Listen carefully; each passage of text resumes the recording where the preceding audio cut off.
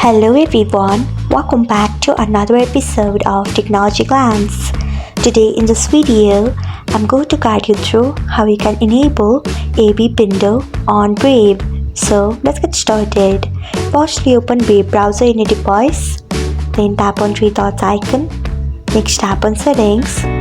After that, tap on Brave Shields and Privacy.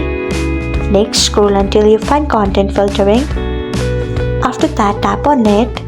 Then scroll until you find ABPindo. Then turn on it by tapping on it. So this is how you can enable ABPindo on Brave. Thanks for watching.